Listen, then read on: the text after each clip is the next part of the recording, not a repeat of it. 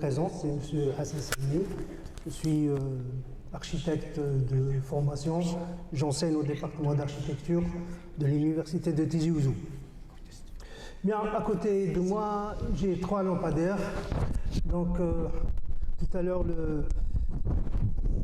Belaouri Junior nous a expliqué comment il fonctionne. Donc, on va essayer de comprendre comment on est arrivé là, parce qu'il y a beaucoup d'enjeux.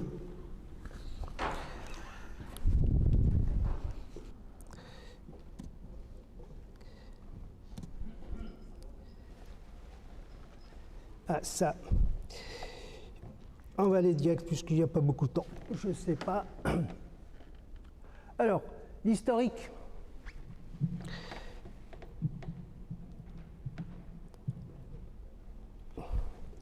L'usage et fonction de l'éclairage public a évolué au fil des temps. Si aujourd'hui le monde de la recherche s'intéresse de plus en plus à la question de l'éclairage public, il est intéressant de comprendre comment ce dernier évolue au cours de l'histoire. Ceci nous permettra de mieux appréhender les problématiques actuelles liées à la question. L'histoire de l'éclairage public prend un virage déterminant sous le règne de Louis XIV, à Paris, en France. Mais je vais aller rapidement. Les raisons étaient sécuritaires. Beaucoup de crimes, surtout les crimes. La nuit, c'était voué, l'espace est voué aux criminels de tous bords. Donc, on a commencé à réfléchir à un éclairage public qui n'était pas généralisé, mais c'est juste ponctuel, suivant des rues ciblées. Les lanternes étaient constituées de petits carreaux assemblés de plans et d'un capot protégeant une chandelle. Celle-ci éclaire via une mèche charbonnée qu'il faut couper toutes les heures. Donc c'était pas commode. Jusqu'à ce que, en 1744, Dominique François Bourgeois, qui lui est un ingénieur, met au point la lanterne à reverbère. Et on va installer à peu près 1000 reverbères sur Paris, ce qui n'est pas énorme. La première révolution, c'est la naissance et généralisation de l'éclairage au gaz. Mais elle va connaître un essor à Londres grâce à l'ingénieur anglais. Et c'était au début ponctuel sur des rues bien ciblées, c'est en 1807. Et ce n'est qu'à partir de 1829 que ces lanternes à gaz va se généraliser à toute la ville de Londres, et c'est la première ville dans l'histoire qui a été complètement éclairée. Et là, il y avait un fait historique. Le premier titre que j'avais donné aux organisateurs, c'était de Jacques Léventreur à la bioluminescence. Tout le monde connaît l'histoire de Jacques Léventreur, ce criminel qui régnait sur les rues sombres de Londres. Donc, c'est à partir de là qu'avec la lanterne, l'éclairage à gaz, on a généralisé à toute la ville de Londres l'éclairage public. Bon, les premières lanternes d'éclairage public étaient fixées uniquement sur console murale ou suspendues. En 1830, il n'y a pas que le luminaire, il y a eu l'apparition des premières candélabres. Les candélabres possèdent l'avantage de pouvoir véhiculer un conduit de gaz. On arrive à une autre révolution, c'est l'ère de l'incandescence. C'est en 1879, c'est les premières lampes à incandescence. Je vais avancer rapidement. Les premières lampes, 1920, 1940. L'autre technologie, notre évolution, c'est les premières lampes à décharge à apparition des tubes de néon, qu'on connaît tous. Les premières lampes à décharge sont apparues dans le cadre de la pose des premières lampes aux alentours de 1880. Cette technologie était peu mature à cette époque et restait relativement peu utilisée. Il faut attendre 1910 pour maîtriser ce principe et le généraliser. On est passé à une autre technologie, c'est les lampes à décharge fonctionnelle. En 1930, apparition de la première lampe fluorescente. Ces lampes qu'on appelle à vapeur de mercure basse pression, prenant rapidement le nom des tubes fluorescents, leur généralisation débute à partir de 1945. En 1932, apparition de la première lampe à vapeur de sodium, elle émet un rayonnement lumineux en faisant passer un arc électrique dans un milieu riche au sodium. Ce type de lampe émet une lumière jaune œuf à teinte rouge orangée. L'ère de la fluorescence, généralisation des tubes fluorescents, ils ont cette capacité, c'était à partir de la Deuxième Guerre mondiale, ce type de lampe prend très vite la succession des lampes à incandescence de par leur rendement bien plus avantageux et leur durée de vie bien plus longue. Déjà, on commence à réfléchir à l'économie. En 1952, c'était l'apparition des ballons fluorescents. C'est des ballons par introduction de la vapeur de mercure sous haute pression. À partir de la fin des années 50, les lanternes à fixation sommitale suspendues disparaissent progressivement pour faire place aux lanternes à fixation latérale, comme on le voit sur la figure. Et on arrive par la suite à la généralisation des lampes à vapeur de sodium. La fluorescence de sodium cohabite et le sodium, la fluorescence et le sodium cohabitent. Chaque technologie dispose de ses propres avantages et inconvénients. Alors, pour le cas des ballons fluorescents, possèdent un indice de rendu, et on va voir c'est quoi un indice de rendu, plus élevé que les lampes à sodium. Cela veut dire qu'il est plus simple de percevoir les couleurs dans une rue de nuit si celle-ci est éclairée par des ballons fluorescents. Les lampes à vapeur produisent une lumière dite monochrome qui rend difficile la perception des couleurs de décors voisinés. Les lampes à sodium possèdent un rendement énergétique plus élevé que les ballons fluorescents. Cela veut dire que pour une même puissance consommée en watts, une lampe à vapeur de sodium fournit plus de lumière qu'un ballon fluorescent. Bien que généralement peu esthétique, la lumière monochromatique fournie par le sodium sous basse pression présente toutefois un avantage important. Son rayonnement s'avère beaucoup moins dispersif en cas de brouillard et d'humidité. Donc vous voyez, les luminaires changent. Ce type de luminaire, par exemple, il est plus indiqué pour les rues de montagne, puisqu'on a beaucoup de brouillard et d'humidité. On arrive à une autre technologie, c'était à partir des années 90, c'est la généralisation des lampes à iodure, des lampes à iodure métallique en éclairage public. Deux raisons principales l'expliquent.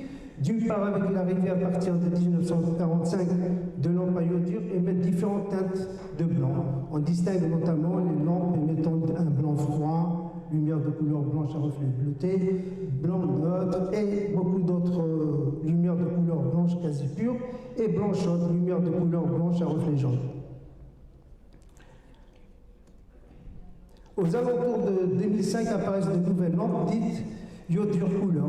Ces lampes existent en 4 teintes fournissant un éclairage de couleur, bleu océan, vert, émeraude, orange ou mauve magnétal. Elles sont principalement utilisées dans le cadre de l'éclairage lors des animations et des événements festifs. Et puis, celle qu'on connaît tous maintenant, c'est l'avènement de LED.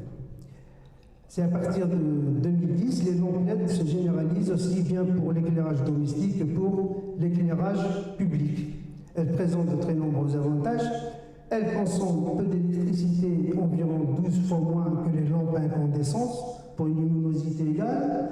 Elles ne nécessitent aucun appareillage pour fonctionner et peuvent être directement reliées au secteur à une batterie, à une pile, elles sont peu chères à la fabrication et une durée de vie d'environ 100 000 ans. Elles peuvent produire une lumière dans une grande variante de couleurs, blanc chaud, blanc froid, bleu, rouge, jaune, vert, etc. Le futur de l'éclairage.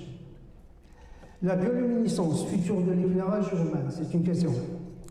Le pari de la bioluminescence dans l'éclairage public. Si cette solution d'éclairage biologique n'en est qu'à ses balbutiements, elle s'avère particulièrement prometteuse pour les collectivités et futurs projets d'éco-urbanisme, car elle revêt de nombreux atouts. Parmi ces atouts, il s'agit d'une ressource inépuisable.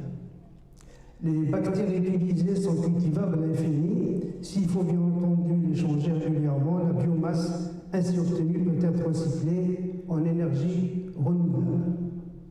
Elle dispense d'une lumière non agressive, appelée aussi lumière froide. La bioluminescence peut lutter contre la pollution visuelle, qui concerne 80% de la population. Elle permet de réduire les dépenses. L'utilisation de ces bactéries, qui ne consomment que du sucre, permet de diminuer les coûts liés à l'énergie et de s'affranchir de réseaux électriques coûteux à produire, à entretenir, à recycler. L'inspiration, c'est le monde marin, les fonds abyssales, c'est-à-dire dans les profondeurs des océans. C'est ces animaux, ces animaux qui consomment une bactérie très particulière qui leur donne un peu cet aspect lumineux. Donc les gens se sont dit, si on arrive à exploiter ces bactéries, on peut créer de l'éclairage. On a des expériences. Donc, elle diminue l'impact écologique de l'eau. Alors, sur la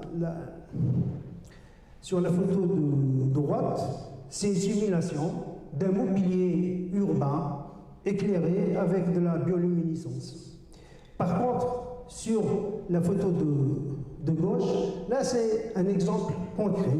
C'est une cabine téléphonique, c'est à Rambouillet, c'est le premier mobilier urbain bioluminescent de France. Donc aucune électricité, rien, aucun fil, rien. Ce n'est que de la bactérie coincée entre deux parois qui nous renvoie cet éclaircissement. Est-ce que c'est le futur? Le temps nous le dira. Maintenant, le choix de la technologie. Le lampadaire n'est pas le luminaire n'est pas innocent. On est obligé de passer par ça, même si c'est technique, parce qu'on va comprendre plus tard le pourquoi. Les grandeurs photométriques. Alors, il y a plusieurs, ces grandeurs photométriques permettent de quantifier l'émission et la présence de lumière. Les grandeurs principalement utilisées sont l'intensité lumineuse. Elle indique combien de lumière génère une source lumineuse, elle se mesure en candela. La luminescence, elle mesure combien une source lumineuse émet de lumière par unité de surface, elle se mesure en candela par mètre carré. Le flux lumineux, il a la quantité de lumière qui est diffusée dans l'espace. Ça, c'est très important.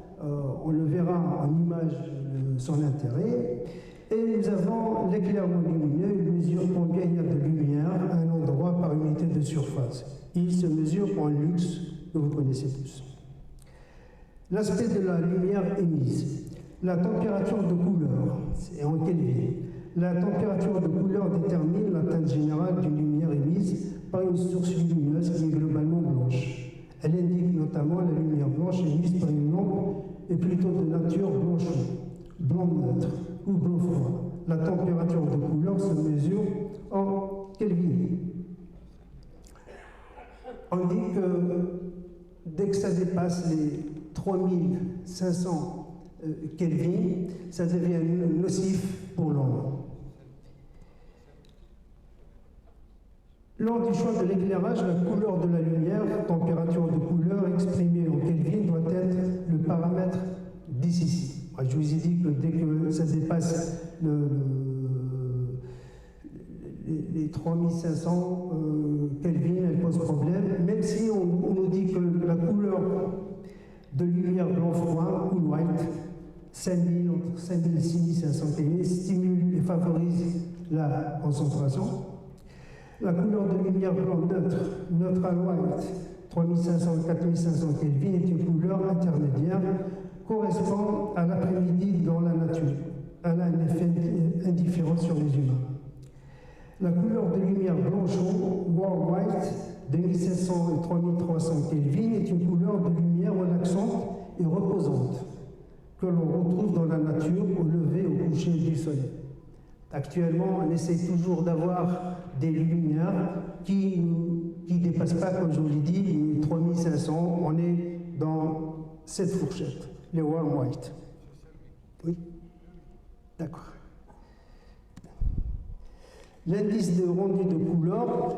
Alors, ça aussi, c'est un critère. Je vais aller. On dit une source lumineuse ayant un IRC 0 ne peut restituer que la couleur de la matière correspondante à la couleur qu'elle émet. Et une source lumineuse ayant un IRC de 100 restitue l'ensemble des couleurs que peut prendre la matière qu'elle éclaire. Si on éclaire un monument avec une source, un indice 0, par exemple la lumière du rayon laser rouge, le monument, vous allez le voir en rouge. Par contre, si l'indice IRC se rapproche du 100, vous allez avoir le rendu des couleurs naturelles du monument. La conservation du flux lumineux, c'est très important. Si vous regardez l'image, vous voyez que pratiquement le flux est orienté vers le haut, alors que ce qui est demandé, c'est d'éclairer la rue. Donc là, pratiquement, vous avez plus de 50% de l'énergie est perdue, et ce qu'on appelle aussi la pollution luminaire. Bon, parce que le flux du lampadaire, vous avez l'intensif, l'extensif et l'asymétrique en fonction de ce qu'on cherche. Aujourd'hui, les fabricants mettent au point des luminaires très performants, souvent spécifiques à des applications bien précises, éclairage d'une rue, d'une place, d'un terrain de sport, qui permettent de rédiger un maximum de lumière vers le lieu désiré en répartissant le flux lumineux de la manière la plus performante possible. Les enjeux de l'éclairage public. L'aspect sécuritaire, on en a parlé. Donc, au début, c'était ça. Après, c'était la sécurité routière. Avec la voiture, à partir de l'entre-deux-guerres, l'éclairage s'oriente de plus en plus vers le fonctionnement, et le XXe siècle consacre le lien entre l'éclairage et la sécurité automobile.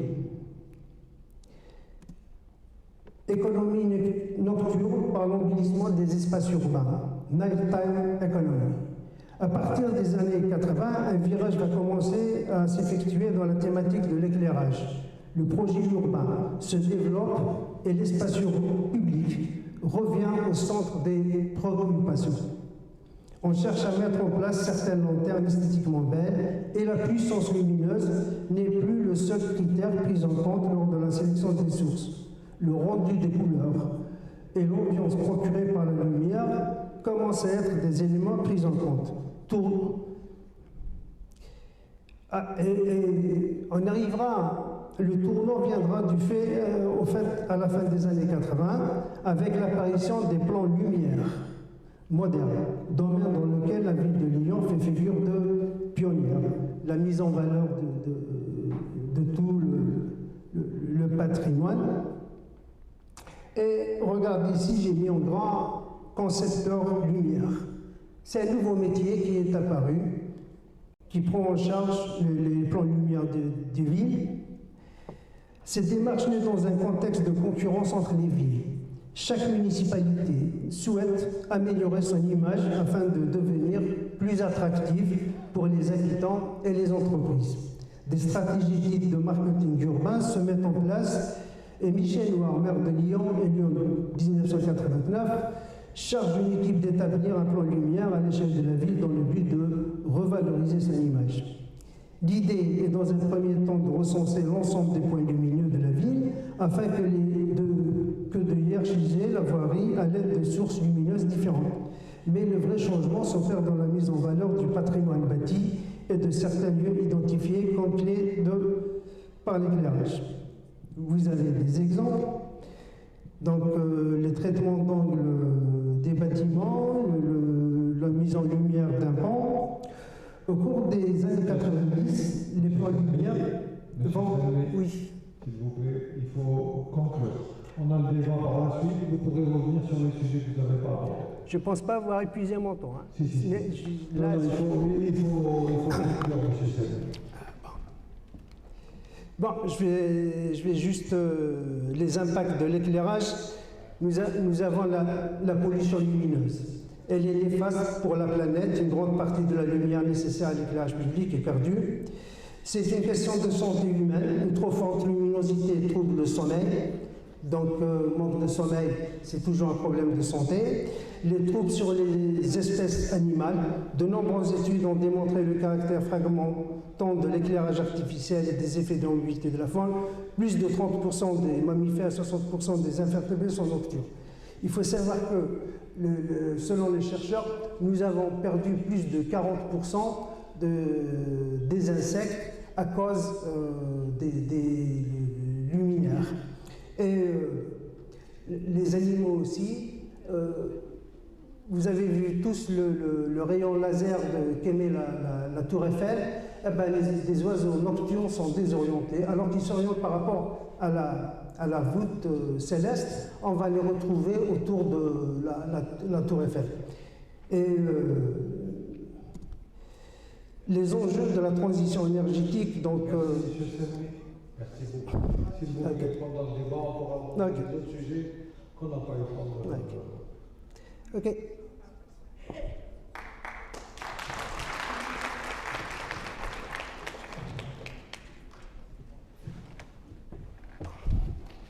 Je suis désolée d'avoir fait des coupures comme ça, mais si on rallonge, si chacun prend plus de temps, parce que dès le départ, j'avais dit, moi je suis très stricte concernant les temps de parole. Temps de parole, en principe, l'être humain, en tant que psychologue, à partir de 20 minutes, on ne suit plus rien. Si vous êtes là assis depuis tout à l'heure, la moitié des choses, vous ne les avez pas enregistrées ni mémorisées. Bon, donc, il faut savoir s'arrêter à un moment donné pour laisser sa place aux autres. Donc, si maintenant on passe au débat, peut-être que vous allez vous soulager et peut-être essayer de ramener à la surface de la mémoire quelque chose qui pourrait... voilà. Je donne à la salle le débat. Voilà, vous avez la possibilité de poser des questions et je demande aux différents communicants de venir ici ou de rester dans la salle, c'est comme ils veulent.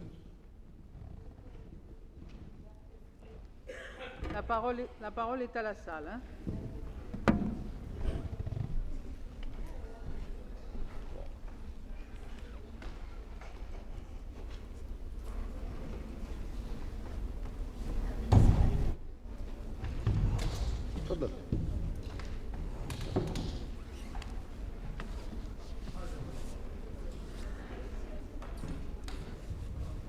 Merci.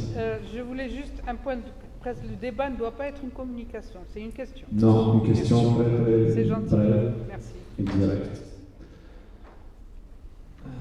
Elle s'adresse à M. Perry. L'évolution des technologies amplifiée par l'IA, l'intelligence artificielle, va certainement délaisser l'homme de la majorité de ces tâches quotidiennes. Vous avez posé un réfrigérateur qui fait des commandes, qui achète même des produits pour l'humain. La question, il est un petit peu philosophique, un petit peu existentialiste. Comment vous imaginez les préoccupations de l'homme du futur? Merci. Alors, c'est bon. Tout d'abord, merci pour votre question. En fait, ce qu'il faut savoir, c'est que les technologues, les scientifiques, ils inventent les technologies.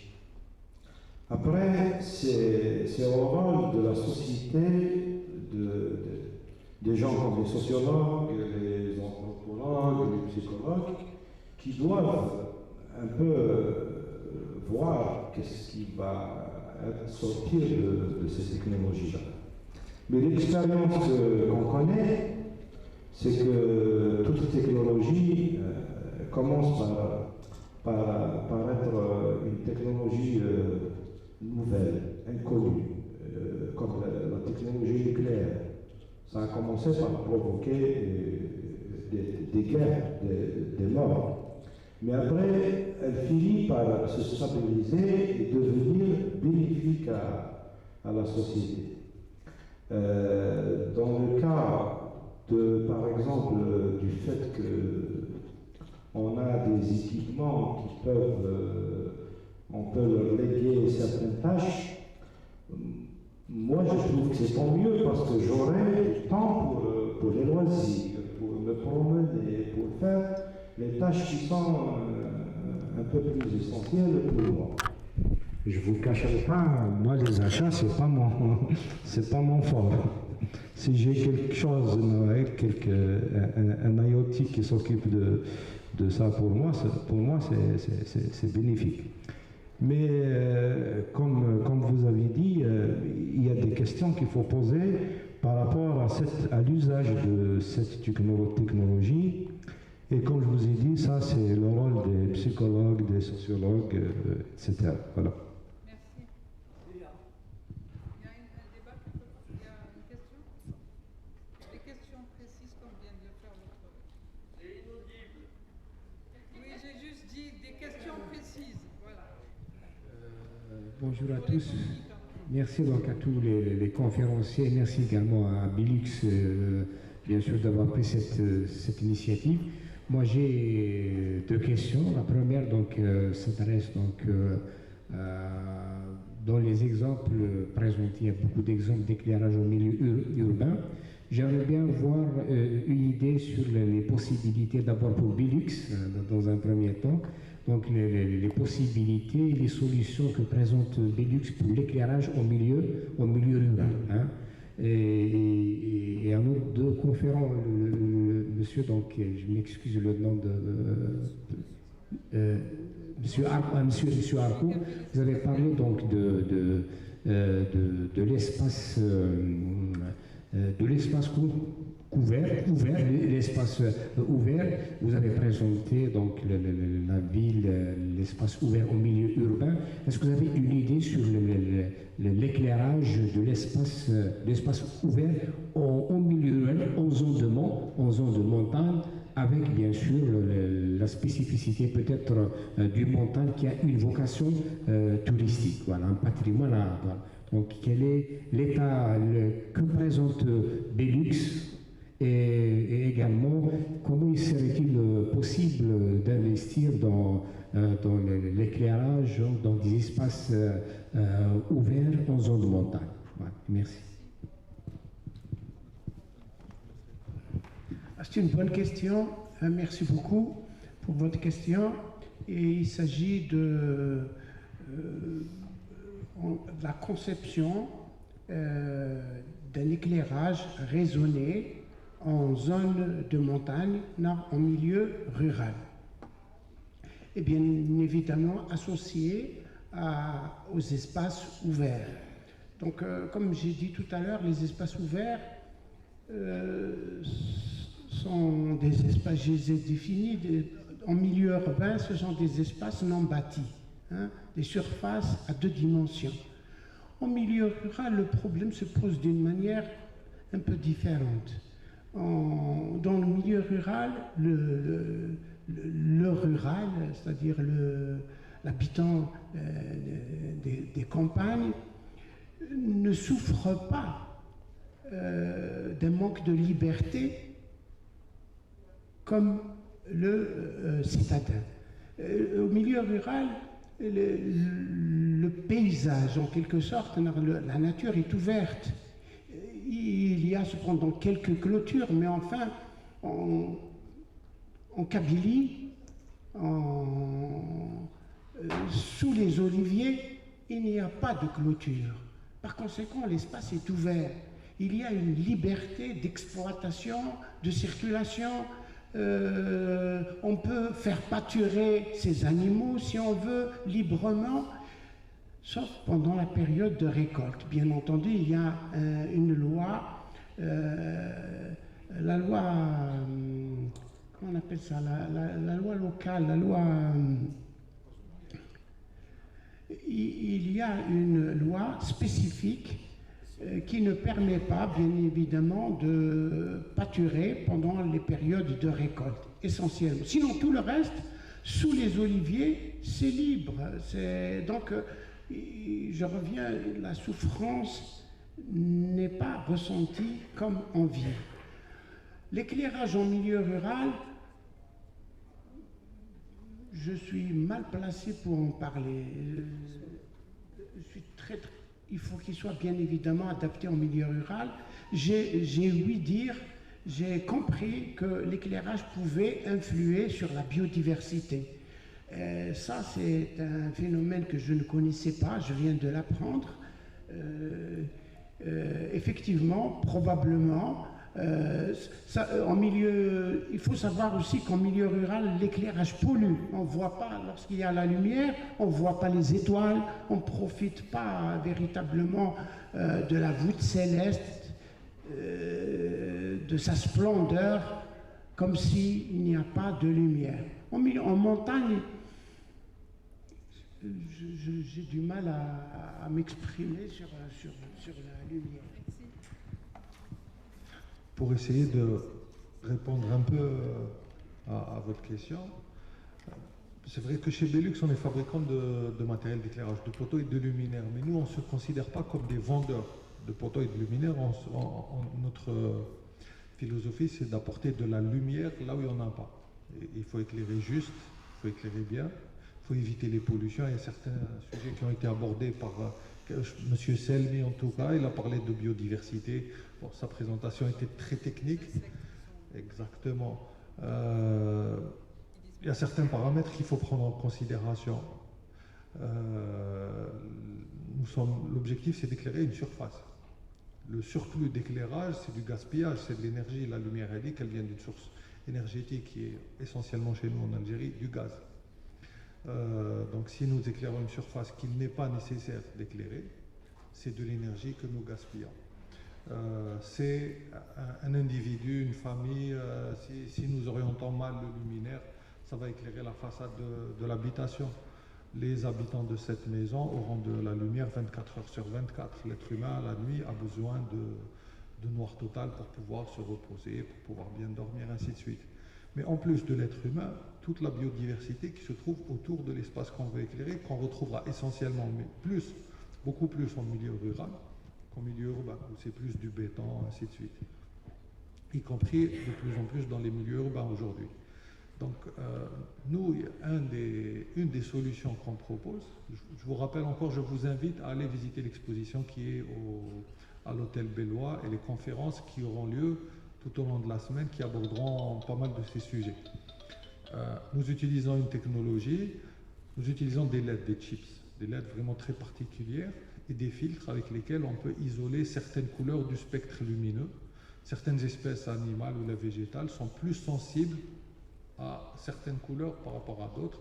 Donc on arrive à filtrer tout en respectant la biodiversité en fonction du site, en fonction de la prédominance d'une certaine espèce par rapport à l'autre.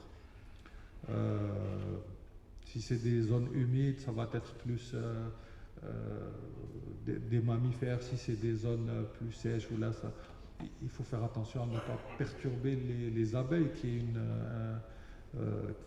sont en voie d'extinction. Donc on utilise des filtres pour pouvoir filtrer le tram lumineux qui perturbe la biodiversité, les abeilles. Les fleurs, les plantes, les arbres, monsieur a parlé d'espaces verts.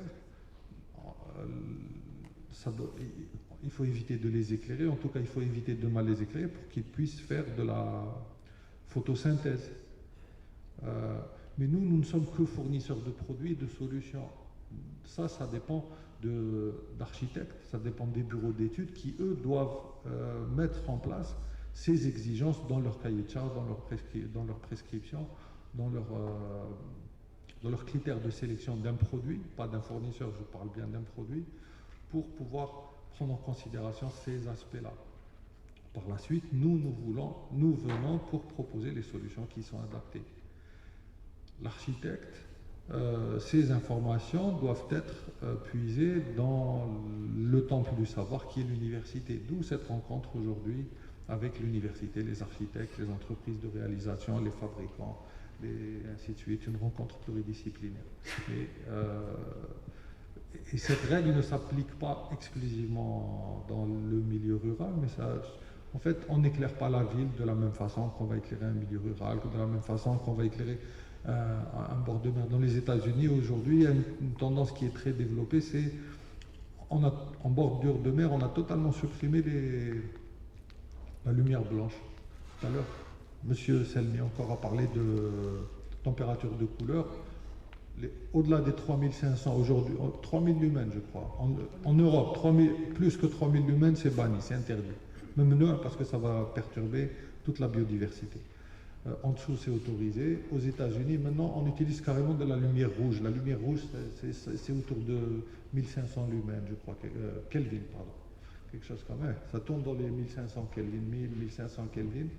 C'est de la lumière tout simple rouge en bordure de mer à l'Èche. C'est à cause des tortues qui sont aussi des tortues de mer qui sont une espèce en voie d'extinction et qui s'orientent grâce à la Lune. Donc si on leur met les lumières blanches en bordure de mer, elles vont mal s'orienter, elles vont se perdre. Elles n'arrivent pas à retrouver leur direction, du coup elles n'arrivent pas à les pondre les œufs et tout. Donc lumière blanche sur les côtes américaines aujourd'hui c'est interdit. Toutes les lumières doivent être obligatoirement rouges. Donc c'est des critères de sélection qui doivent être établis par les prescripteurs, les bureaux d'études, les architectes. Nous, en tant que fabricants, nous venons nous adapter à une demande. Voilà. J'ajoute quelque chose. Tout à l'heure, j'avais parlé d'un droit, des lois, c'est le droit coutumier. Le droit coutumier, pendant la colonisation, qui était respecté par le droit colonial, c'est-à-dire le code civil colonial, il avait respecté un droit local, autochtone, et dans ce droit, bien entendu, qui régissait l'agriculture, les relations avec les gens, le comité de village, etc. Deuxième chose, je voulais parler de la lumière botanique. Ce qu'il faut savoir, c'est que la lumière qui permet aux végétaux de se développer le mieux, c'est le rouge et le bleu. Les autres couleurs sont délétères aux végétaux. Le rouge, probablement, je pense à la lumière rouge au bord des mers, peut-être pour booster le corail marin, probablement, la couleur. Voilà, merci. Je voulais juste dire que ces concepteurs travaillent avec les chercheurs et au fur et à mesure, on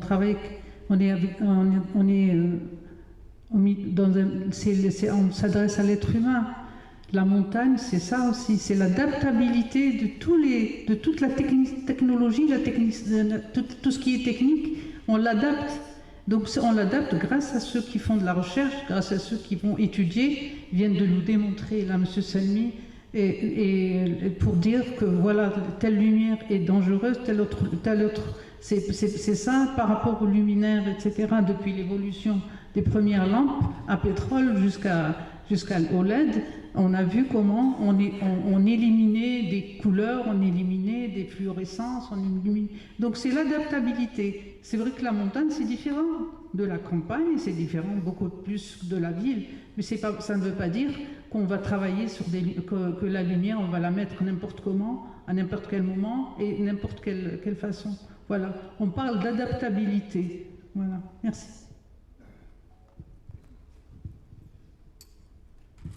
S'il n'y a pas d'autres questions, on vous invite à... La pause café. On fait une pause café de 15 minutes, on retourne à la salle, un peu tardive, on retourne à la salle, il y a encore 3 communications, je crois. 3 communications et par la suite, on ira à la pause déjeuner.